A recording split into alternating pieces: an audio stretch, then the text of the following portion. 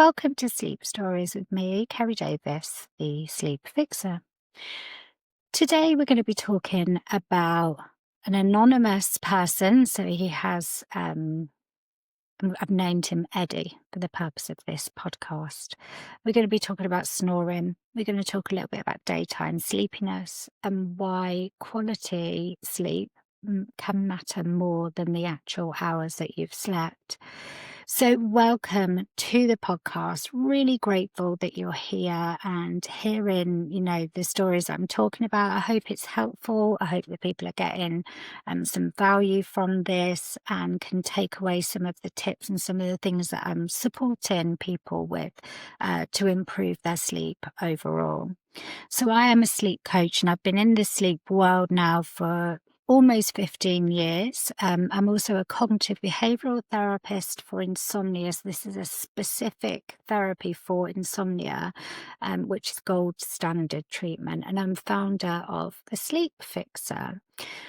So what we're talking about today is something that can be very massively misunderstood. So snoring, unrefreshing sleep, and you probably all know somebody who is always tired, and daytime sleepiness, and how all of these things together in combination or independently on their own can kind of signal that there might be an underlying sleep disorder, even when you are thinking that you've slept enough.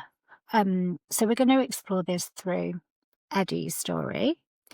So let's talk a little bit about Eddie when he came to me. So Eddie is a man in his mid-40s, doesn't have a lot of stress really at home. His children are late teens, so still live at home, but not really any bother. He'd been in his job for a really long time, like 15 years, was fairly is anything stress-free, but fairly stress-free, definitely manageable, was happily married. So there was no real huge amount of stressors going on. Now, Eddie was sleeping or reporting that he was sleeping between 7 to 8 hours a night, but he was waking up and often felt even more tired than when he went to bed in the first place, which of course for me straight away was a red flag. So when we spoke a little bit more about the sleeping arrangements, which is often the place that I'll go to, right, where if I think there's like a red flag for something, because this can be quite indicative. So we spoke about who he slept with, what the setup was like, and he shared a bedroom with his wife. His wife would often move into another bedroom because he snored really loudly. So this caused huge disruption to her sleep. So she opted a lot of the time to kind of move out of the bedroom, understandably. And again, this is something that I hear an awful lot. He also really struggled to wake up in the morning, so felt really exhausted when his alarm came up and really struggled to get going. And he reported that he would often kind of be sitting at his desk and would feel himself dropping off to sleep in the evening, sitting watching, TV. He'd often drop off to sleep. And, these little tiny micro nano naps, so really small periods of sleep. We'll sometimes call it like sleep surfing. So when your head just nods and you get that little sleep and then you wake yourself up again. So these were quite prevalent for Eddie. And it's just where your brain like switches off just for a few seconds and then, you're back in the room. Now, Eddie's physical appearance didn't fit the, I'm going to say, stereotype, right, of somebody potentially with sleep apnea. Or certainly what people assume somebody with sleep apnea may look like. So Eddie was not overweight at all. He was a pretty active guy, actually. He went to the gym quite a lot. He'd be out walking quite a lot. He ate pretty well. We spoke a little bit about his meal times as well, and his meal times were fairly stable. Had the odd sweet thing here and there, sometimes had a beer at the weekend, but pretty much he was having a good, solid, healthy diet, and was well within range for his weight. He looked, in fact, I would say, if anything, he was potentially more slender. And he'd had no huge major medical issues either. So nothing was really flagged from that perspective. So, this is good. But here's the myth, right? Most people think that sleep apnea is a weight issue. And then alongside that comes like the embarrassment of going to seek professional help, because does that mean that you're overweight, right? Because this is what we've kind of associated with sleep apnea. But there are many other components as to what could be causing sleep apnea. So, the shape of the airway, the structure of the neck, anything happening within the nasal passages, so congestion, hormones, genetics, and even sleep position. All of these things can have a place and can play a part in sleep apnea. So because he didn't look like a typical case, it had not even entered his mind to think that this could even possibly be him, right? So that he could possibly have sleep apnea. So he ignored those signs. He ignored them for years and years and years. And even when his wife was noticing, right? So she moved out the room because of the sheer volume of the snoring, but she had noticed pauses and gasps in his breathing in the night and had said to him, do you think you should see somebody? He's like, no, I'm all right. I'm all right. I don't need to see anybody. I'm fine. It can't be sleep apnea. And this is what happens with a lot of people. So it's really important, I think, to really press this message that there isn't a type of person that has sleep apnea. Now, it was only really when his daytime life started to become pretty impossible for him. So he was at a point where he was actually feeling unsafe driving. And of course, safety is absolutely crucial when it comes to driving a vehicle. And he himself felt unsafe, so had actually stopped driving. So his wife was able to take him into work, and he had some hybrid work as well. So he had actually stopped driving. He was micro sleeping at his desk, sometimes even in meetings, which is pretty embarrassing, isn't it? When you're at work and you're with your colleagues and maybe with external people as well, and dropping off to sleep is not, ideal really for anybody.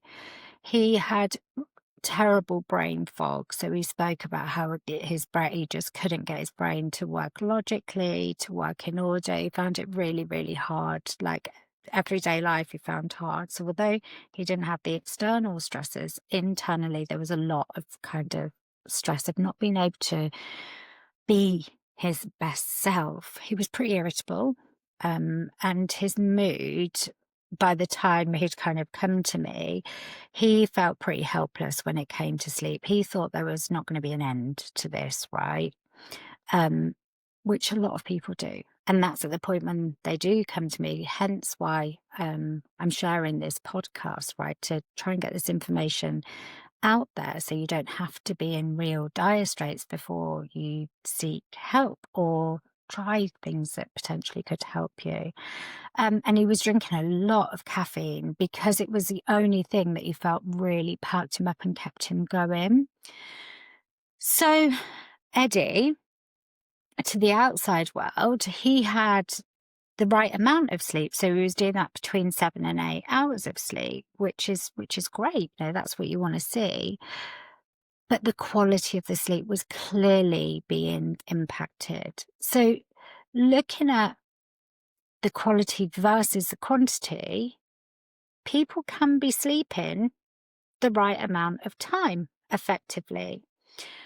But if you're still feeling really tired when you wake up in the morning after having a good night's sleep, this is indicative that something is happening in your sleep, right? There is something that's disrupting the stages of sleep that you're in, and that could be the whole way through the night that that is occurring. So it's really, really important that if you are somebody who is feeling really, really exhausted every day, you seek help, right? Really seek help.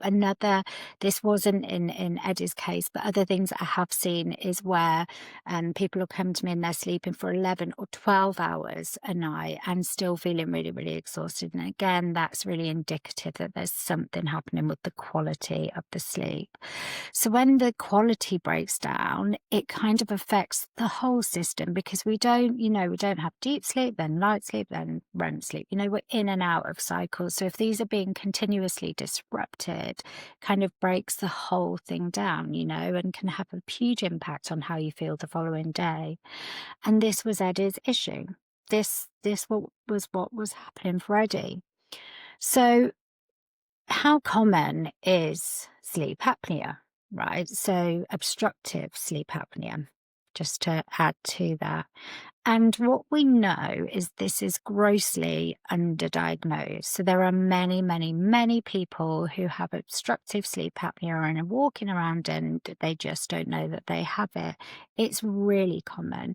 So it's believed roughly 1 in 5 adults may have some form of sleep apnea, whether that be mild, moderate, or severe. But like I say, most people don't even know that they've got it. Snoring, adding in daytime sleepiness are real big red flags, actually, to seek out support and go and see your GP, which would be the first port of call for this. There are some screening tools, which I'm going to link in the show notes. So there's something called the Stop Bang questionnaire. So this assesses the snoring, it looks at tiredness, it looks at the apneas, blood pressure, BMI, age, neck circumference, all of these things. And like I say, I'll link it in the show notes. And then there's the Epworth sleepiness scale as well. And this measures daytime sleepiness. A score over 10 would indicate excessive sleepiness, which would kind of warrant seeking more advice. So Eddie completed these and, top scores in both. So he definitely needed further investigation. So I kind of sent him on his way to book himself a GP appointment. So Eddie saw his GP and it was a really quick process, actually. It was probably about 6 weeks, 8 weeks, top to toe. And he completed a home sleep study. So as it says on the tin, this was done at home, so you didn't have to go into a lab or anything like that. It just monitors the oxygen saturations through the night. And this confirmed that he had moderate sleep apnea. So that tiredness and everything at the beginning absolutely was a red flag for sleep apnea. It was, and Eddie got his diagnosis. So what was the treatment for Eddie? So he had something called a CPAP, which you may well have seen or heard, or you might not have. It's continuous positive airway pressure. So basically it's either a full mask, we can get a nasal mask. There's lots of different masks now. And it's designed to keep your airway open while you sleep. So it prevents the breathing collapses, right? So when the pauses happen, that's when the breathing kind of stops and pauses for a minute, and then you'll gasp and then come back and breathe again. But when you have the CPAP on, it prevents that from happening. So it ends up being really restorative for sleep in general. And honestly, his results were hugely, hugely life-changing, which I've seen this many times. So his snoring dramatically reduced. He woke up feeling better. I mean, he wasn't bouncing around, but many people aren't in the morning. He felt like he had a good amount of energy back. He was back driving again. He was confident driving again.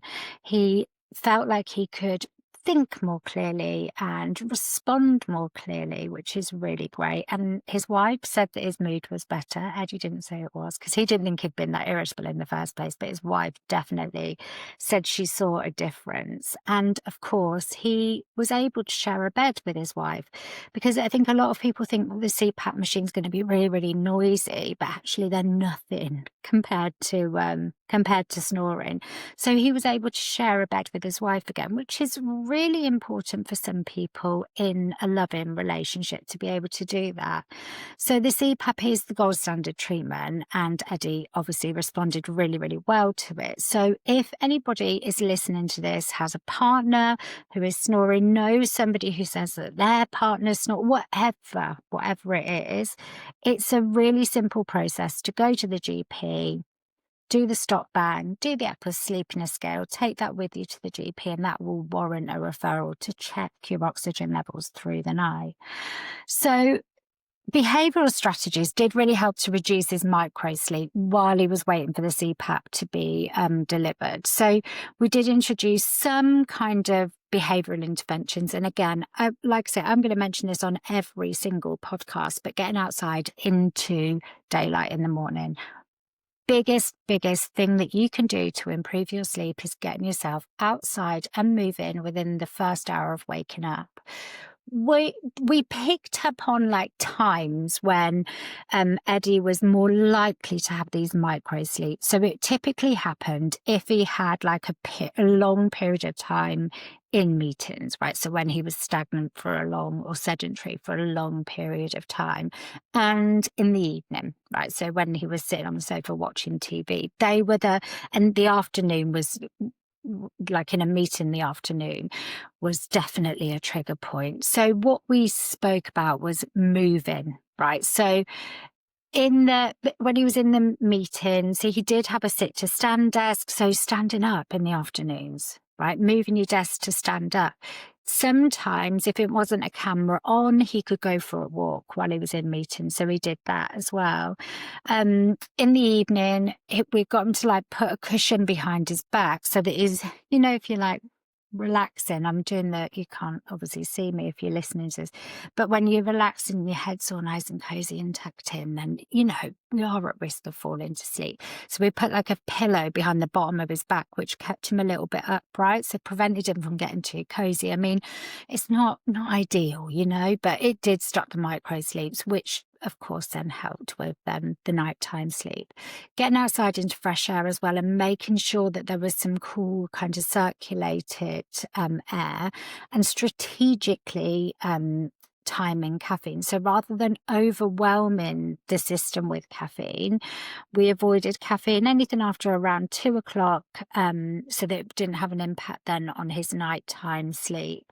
Regular meals and keeping his blood sugar stable. To be honest, he was pretty on top of all this anyway. Like I say, he was a healthy man, and avoided low arousal activities when feeling sleepy. So if he was in the evening sitting on the sofa, stuff that didn't require a lot of brain space would increase him dozing, right? So avoiding things like that, avoiding things like doom scrolling or watching something really chilled on the TV. You want something that's a bit more upbeat. I would say as well, like have a glass of ice water. So if you get a bit, you dozy in the evening, you can just have a quick drink of ice water. And resting instead of sleeping. So rather than having lots and lots and lots of micro sleeps or sleep surfing throughout the day, actually just sitting and resting, closing your eyes for 5 or 10 minutes in the earlier part of the day can really help to manage that fatigue as well. So they did help to keep him pretty safe and functional before he received his CPAP.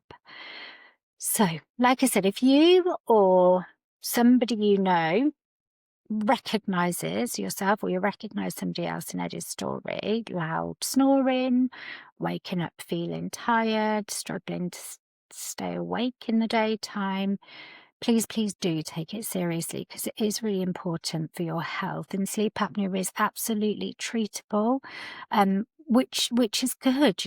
Let's get it treated if it is sleep apnea, and it isn't for just people who are obese, right? It can be anybody. Sleep quality matters just as much as the quantity of sleep, and getting checked really could make such a huge difference and completely transform your life. So start with the stop bang and the Epworth, speak to the GP, and don't ignore it. It's really, really important that we listen to our bodies, we pay attention to our bodies, and start tuning in to this stuff. So I hope you've enjoyed this week's episode. I will be back next week with another sleep story to share with you. Look forward to seeing you then. Thank you.